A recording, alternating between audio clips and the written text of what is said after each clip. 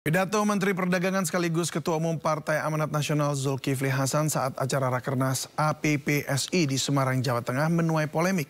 Pasalnya Zulkifli Hasan diduga melecehkan gerakan sholat saat berpidato di acara tersebut.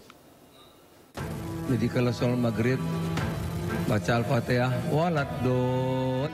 Zulkifli Hasan, Menteri Perdagangan sekaligus Ketua Partai Amanat Nasional menjadi pembicaraan publik usai pidatonya viral. Zulkifli Hasan diduga melecehkan gerakan sholat dengan menyebut bahwa saat ini ada kaum yang fanatik terhadap salah satu paslon hingga tidak mengucapkan amin seusai membaca surat Al-Fatihah. Begitu juga saat tahiyat akhir, Zulhas menyatakan bahwa ada orang-orang yang merubah menunjuk yang tadinya satu jari menjadi dua jari.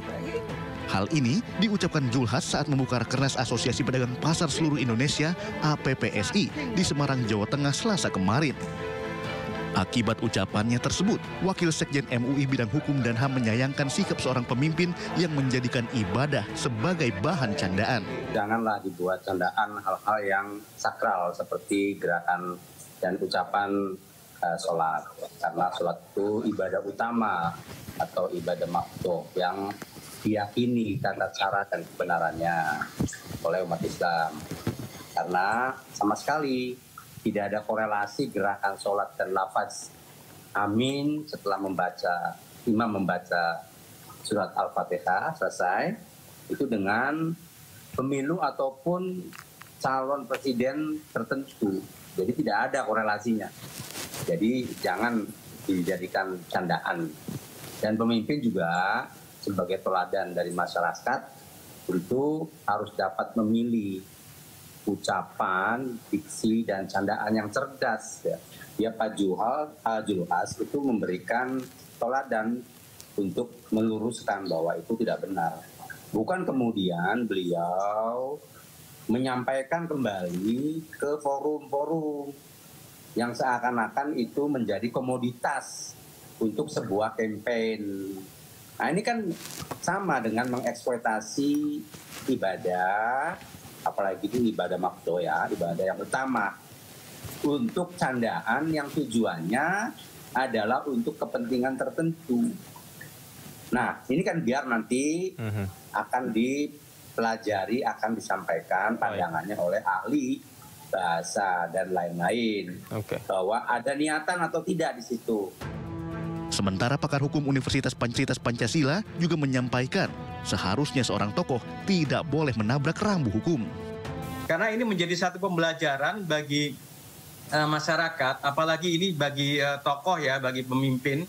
Ketika kemudian menyampaikan satu pendapat, menyampaikan satu gagasan, kan pandangannya, tidak boleh kemudian menabrak rambu-rambu hukum ya. Bahkan yang namanya etika saja tidak boleh. Apalagi ini menabrak hukum, saya pikir tidak boleh dilakukan ya. Apalagi nanti ini pasti akan mencederai umat Islam ya. Saya pikir tidak perlulah ini ya. Kalau menurut saya tidak perlu dilakukan oleh seorang tokoh. Nah, oleh karena itu ya tidak ada salahnya kalau saya ya mencermati dalam kaitannya dengan hal ini ya, proses hukum biarlah berjalan sebagaimana mestinya. Nanti penyidik akan kemudian melanjutkan atau tidak melanjutkan kan urusannya aparat penegak hukum kan oleh Pak Zulhas, itu mestinya itu tidak boleh dilakukan oleh seorang pemimpin ya. Itu saya kira yang bisa saya sampaikan ya berkaitan dengan bagaimana persoalan hal ini ya, yang kemudian berkaitan dengan soal hukum pidana memang sudah memberikan satu wadah ya bagi mereka yang kemudian melakukan suatu perbuatan yang dikualifikasi melanggar norma yang dinamakan dengan penistaan agama, maka ini bisa saja diberikan satu sanksi.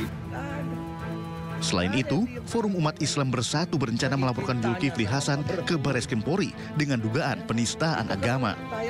Tim Liputan iNews melaporkan.